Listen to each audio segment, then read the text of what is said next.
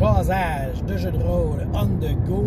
Je vais faire une vidéo réponse à la planque à Max, ouais, sa vidéo qu'il a faite ce week-end, là. Il m'avait invité pour être présent, malheureusement, je ne peux pas, ma vie n'est pas aussi simple que je l'aimerais, mettons. C'est assez complexe, là. Avec 4 enfants, puis tout, puis bon. Fait que tout ça pour dire que lui a fait une vidéo, puis il parlait game solo versus game de groupe du point de vue du maître. Puis je trouvais que c'était un sujet bien intéressant. Moi, j'ai pensé, tu sais, puis j'ai fait des games solo de vampires. Sinon, j'ai toujours fait des games de groupe. Puis là, j'essaie de comparer les deux, tu sais, le positif et le négatif. Tu sais, bon, c'est sûr que le positif de la game de groupe, c'est plus dynamique. Tu as des discussions entre les joueurs, ce qui est vraiment intéressant. Ça peut faire avancer ton histoire tout seul. Tu sais, l'histoire, juste les joueurs vont se parler, vont s'organiser quelque chose. L'histoire va avancer tout seul, tu n'auras rien à faire, puis c'est comme le cruise control est parti, tout a pincé sur le gaz au début, puis ça avance. Fait que ça, c'est super plaisant. Une game solo, ben, ça peut être la même chose, mais il faut que la personne, genre, pas une personne qui peut tirer la charrette, tandis que là, tu en as, mettons, 4, tu sais. Mais en même temps, la personne qui tire la charrette, c'est beaucoup plus facile parce qu'elle sait exactement où elle veut s'en aller. Tu sais, moi, je veux faire ça, ben, j'en parle au maître, puis on s'en va là. Il n'y a pas de fin, il n'y a pas d'attente, de « Ah, mais toi, tu veux-tu aller visiter telle affaire? » Tu sais. Une game aussi solo, je pense que c'est plus le type de jeu.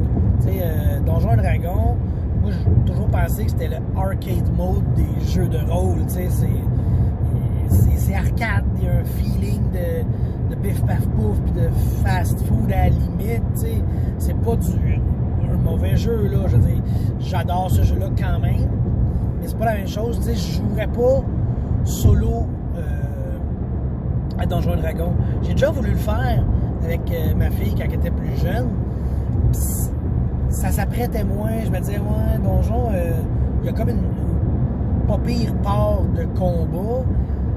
Quand t'es tout seul te battre, c'est plus dangereux. Tu perds. Tu peux tomber au combat plus rapidement seul. Tu peux pas faire des gros combats à plein de monde non plus.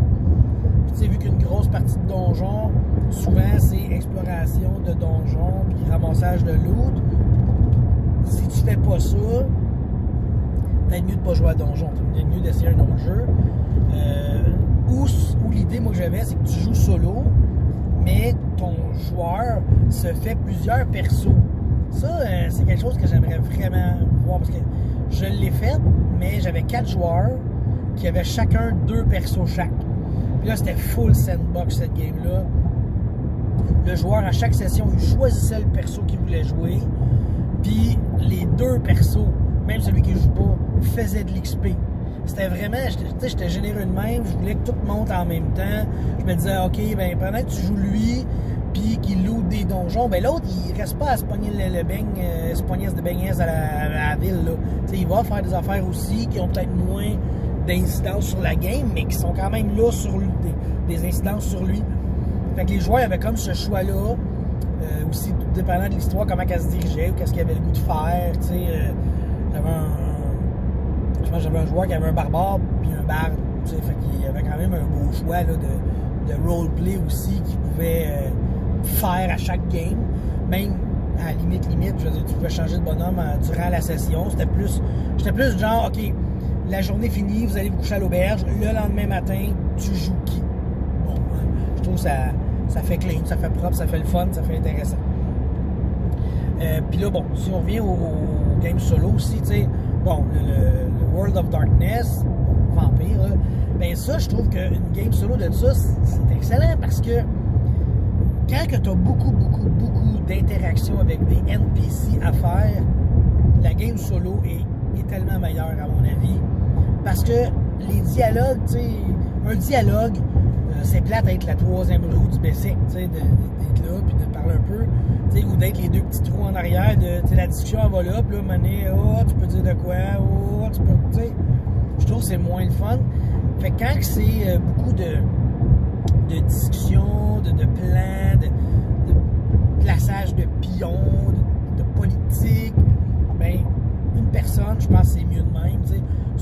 un jeu de même qu'un combat, ça peut toujours être très dangereux. T'enfiles pas les combats à la Donjon Dragon, justement, que tu sais, Donjon Dragon, t'es supposé pouvoir faire une coupe d'encounter avant d'avoir à te reposer.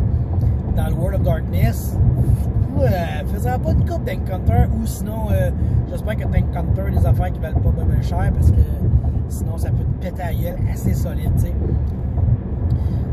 Du point de vue du maître, c'est vraiment, ça dépend du jeu qu'on me propose.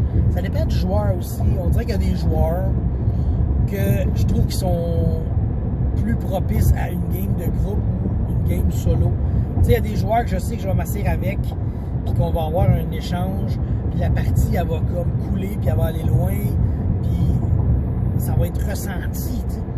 Tandis qu'il y a des joueurs que je vais être assis, puis on dirait que je vais avoir de la misère à le cerner, tu sais. C'est une affaire, tu sais, j'aimerais tellement ça, faire une game solo, tu sais, avec Andréane, justement parce que son type de joueuse est comme à l'antipode du mien, complètement l'inverse de moi.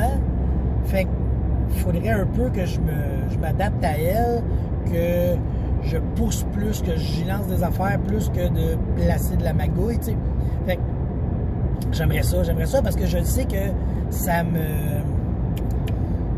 m'augmenterait, ça ouvrirait mon éventail de maîtrise un peu plus large, tu sais. Je ne serais pas ancré dans mon dans ma zone de confort, de maîtrise, là, tu sais.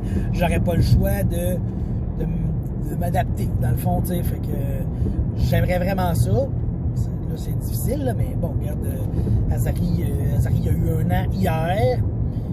T'sais, on commence à pouvoir le laisser jouer vraiment plus tout seul. Meredith qui a eu 2 ans et demi. Ben là, les enfants aussi, ils jouent ensemble. Fait que là, ça pourrait nous donner du temps, mais on n'a pas encore, mettons, on n'a même pas 1 heure là, de temps disponible encore pour dire bon, on joue ensemble, puis les enfants jouent ensemble. On n'est pas encore rendu là, mais avant longtemps, ça va arriver. Fait que ça, j'ai vraiment hâte, puis c'est vraiment un projet que je caresse depuis longtemps, là, jouer solo avec elle. C'est ça, j'ai vraiment hâte. J'écoutais Conteur qui lui joue avec sa femme depuis des années. C'était quand une game solo parce qu'elle joue une Ventrue, je sais pas trop, tu sais. Puis j'ai fait, oh mon Dieu, que j'ai hâte de pouvoir dire ça. Hey, ça fait une couple d'années que je joue à Vampire avec ma femme, tu sais. J'ai vraiment hâte de pouvoir dire ça. Fait que, si on revient au vif du sujet, au final, game solo, game de groupe, c'est les joueurs et le jeu pèsent beaucoup dans cette balance-là. Ouais, c'est de même que je l'évalue, tu sais, je me dis, il faut que tu aies un joueur que tu es vraiment à l'aise avec pour jouer solo, dans un jeu que tu es vraiment à l'aise, puis de groupe, ben, tu sais, il peut avoir un joueur, je veux pas dire le terme nécessairement du côté péjoratif, mais tu sais, un joueur, tu sais, il y en a des joueurs qui sont plus accessoires, qui sont moins proactifs, qui sont moins devant. Dans une game à 4, ben, ce joueur-là, ben, c'est parfait, il est là. Une game solo, je sais pas ce que ça donnerait. Tu sais, un joueur plus en retrait, est-ce que ça y apprendrait à prendre les devants ou la game serait moins intéressante? Je sais pas.